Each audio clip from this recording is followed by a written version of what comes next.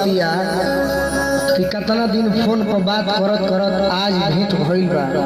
तो हे भगवान हम ये मनाओ तनी कि आज सुबह हो कहीं मत दे राते रहे दे।